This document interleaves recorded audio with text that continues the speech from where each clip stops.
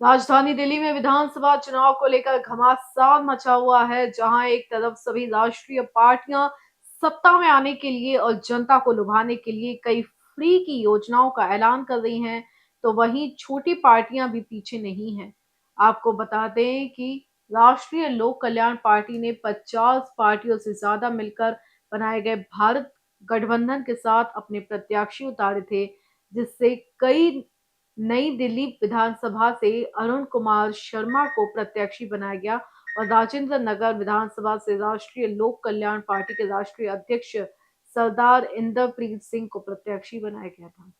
Voice over Delhi. लेकिन राजेंद्र नगर विधानसभा से प्रत्याशी बनाए गए सरदार इंद्रप्रीत सिंह ने प्रेस वार्ता कर राजेंद्र नगर विधानसभा से मौजूदा विधायक और आप प्रत्याशी दुर्गेश पाठक और राज्यसभा सांसद राघव चड्ढा पर एक बड़ा आरोप लगाते हुए कहा कि ये नहीं चाहते कि राजेंद्र नगर विधानसभा से कोई सिख समुदाय का व्यक्ति चुनाव लड़े। उन्होंने कहा कि मेरा नामांकन रद्द कर दिया गया, लेकिन मुझे ये नहीं बताया गया कि मेरा नामांकन क्यों रद्द किया गया। इंद्रप्रीत ने कहा कि मैं चुनाव आयोग से अपील करता हूं कि इस प्रक्रिया की पूरी जांच कराई जाए और जिन लोगों ने मेरा नामांकन रुकवाया है उन पर कार्रवाई की जाए। वहीं उन्होंने ये भी कहा कि हमारी आईटी सेल काम कर रही है। सरदार इंद्रप्रीत ने कहा कि जो हमारे साथ काम किया गया है उसको लेकर भारत गठबंधन का एक एक कार्यकर्ता और पदाधिकारी दिल्ली में आम आदमी पार्टी का पर्दाफाश करेगी और 20 तारीख से लोगों को इन लोगों की सच्चाई बताने के लिए ग्राउंड पर उतरेंगी। साथ ही उन्होंने आरोप लगाया कि नामांकन के दौरान भी पावर का उपयोग किया जा रहा है। जिनके हाथ में पावर है उनके नामांकन रद्द नहीं किए जा रहे हैं। और क्या कुछ उन्होंने कहा, ये जानते हैं इस रिपोर्ट में। और भूमिका जो रची गई वो ये रची गई क्योंकि किसी भी सिखों और पंजाबियों में अगर आम आदमी पार्टी की बात करें तो पुराने जो कैंडिडेट्स हैं, लीडर्स हैं, एक जरनैल सिंह है तिलक नगर से और एक उसके साथ में प्रहलाद सिंह सानी चांदनी चौक। केजरीवाल जी का ये एफिडेविट है। एफिडेविट के पॉइंट नंबर 6A में साफ लिखा ये कहता है कि candidate to whom this item is not applicable should clearly write not applicable in view of increase in 51 and वो था इनके पास मैंडेट पर इन्होंने नहीं किया। हम लौटे हैं जिन्होंने ये मुद्दा उठाया कि 1984 की जो तिलक विहार विडोज कॉलोनी है उसको नारी शक्ति के नाम से या किसी और प्रमुख पद से इनको आज तक कोई महत्वपूर्ण पोर्टफोलियो नहीं दिया गया। ये दोनों इतने पुराने हैं, इसके बाद भी इन्होंने 61 एबव उनको ये सेंटेंस लिखना है, उन्होंने लिखा नहीं है, उनका फॉर्म रिजेक्ट होना चाहिए।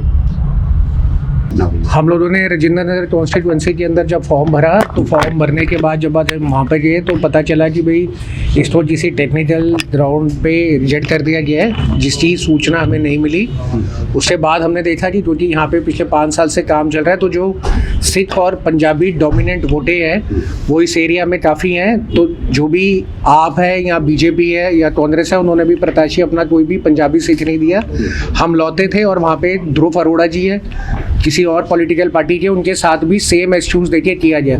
तो ये दिल्ली सरकार की और आम आदमी पार्टी की दुर्गेश पाठक, राघव चड्ढा की एक मंशा है जिसके तहत वो सिखों को और पंजाबियों को मेन फ्रेम इलेक्शन से दूर रखना चाहते हैं। इस वजह से ये कदम उठाया गया। 2 चीज़ें इलेक्शन कमीशन से हमारी लीगल टीम लगी हुई है कि किस तरीके से इसके ऊपर आगे रिवीजन किया जाए और ये देखा जाए कि क्या इसका रास्ता निकल सकता है, तो वो लीगल टीम हमारी लग गई है। और साथ ही साथ में जो सिख और पंजाबी है जिनको इन्होंने झूठे लालच दे के गुमराह किया हुआ है, तो उन सबसे अपील है कि इनका असली जो पर्दाफाश है वो यही है, जहाँ पे इन्होंने इतने प्रोमिनेंट एरिया में पहले अपना सिख और पंजाबी कैंडिडेट उतारा ही नहीं और जो उतरे उनको इन्होंने नॉमिनेशन की प्रतिक्रिया पे अंदर ही रोक दिया। पर ये उतरने से अगर ये सोचता है कि ये आवाज़ दब जाएगी तो ऐसा बिल्कुल भी नहीं होगा, बल्कि और हौसला बुलंद होके बड़ी जल्द अमृतसर के अंदर पूरी दुनिया के सामने इनका ये पर्दाफाश करने हम लोग जा रहे हैं। हमने जो भारत गठबंधन का और नेशनल लोक कल्याण पार्टी साथ में दिल्ली जनता पार्टी है, तो जो हम लोगों ने अभी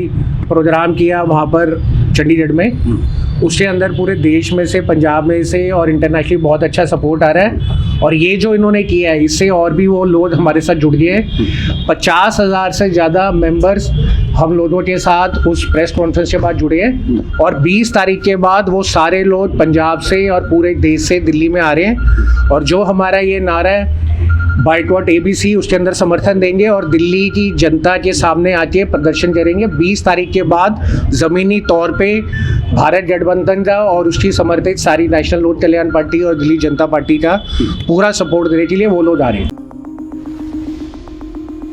Or set myself free. I want the best of both worlds, like electric and petrol. I'm a hybrid just like you, and it's high time we met. Introducing the Toyota Urban Cruiser Hyryder, the self-charging hybrid electric SUV.